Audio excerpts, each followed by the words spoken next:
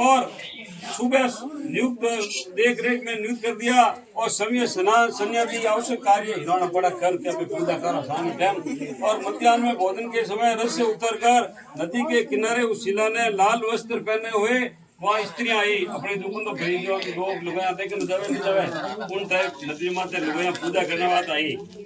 और स्त्रियों को झुंड को देखकर उन स्त्री के समूह को चतुर्दशी में भक्ति पूर्वक जनार्दन भगवान का पूजन करते हुए देख अपन लिखा शुभ लिखा लाभ लिखा मार्गी ने लिखा क्यों भी लिखती लड़की बड़ी होशियारी। इसके तदंतर इस तरह बहुत दिन बीतने पर कोमाई अवस्था अपन का 14-15 साल की लड़की रही है। अब अपन भाई रो कटिंग कटी हपन करना है। कोमाई अवस्था को प्राप्त कर कल्याणी शीला पिता के घर में बड़ी हो गई। उसको देखकर पिता चिंता करने लगा कि लड़की रवाज कट कोई वर होता हाँ वह कन्या पृथ्वी पर किस गुणवान वर को दें ऐसा विचार कर दुखी होने लगा। इसी समय मुनियों में उत्तम वेद को वेदांग को जानने वाला पंडित हूँ मैं ब्राह्मण हूँ ब्राह्मण घर में मैं जन्म लियो हूँ पर मने ब्राह्मण परिभाषा नहीं आवत बैठो ब्राह्मण मने आप दान देव तो आप फलीभूत नहीं रहो। जो ब्राह्मण का कर्म करता है ब्राह्मण का कर्तव्य का पालन करता है उसको आप दान देते हो तो आपको पुण्य मिलता है। वेद वेदांग को जानने वाला कौंडिन्य नाम के मुनि से उसकी इच्छा से वहाँ आए और बोले कि मैं तुम्हारी रूप और गुणवत कन्या से विवाह करना चाहता हूँ क्या तुम्हारी लड़की है देखो मने दे दो।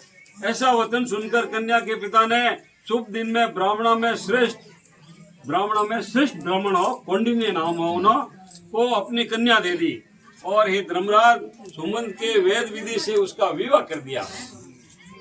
उस समय वहाँ पर शुभ मंगलाचार ढोल बजावा गीत वगैरह गावा करा शुभ मंगलाचार होने लगा और स्त्रियां गीत गाने लगी।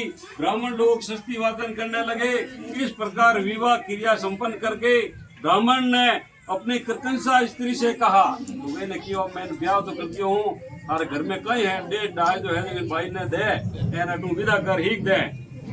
हाँ कृतंसा स्त्री से कहा दामाद के संतोष के लिए कुछ द्रव्य नहीं है यदि विश्वास नहीं हो तो हमारा घर देख लो मैं हालन में होती हूँ भाई ने दे दी हूँ कन्यादान में।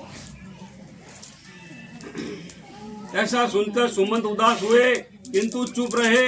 उस समय कन्या ने भोजन से बचे हुए हे पूछिए स्त्रियां ये आप क्या कर रही हो किस प्रकार के व्रत का क्या नाम है। ऐसा सुनकर उस शिला से वे स्त्रियां बोली ये अनंत का व्रत है इसमें अनंत भगवान की पूजा की जाती है।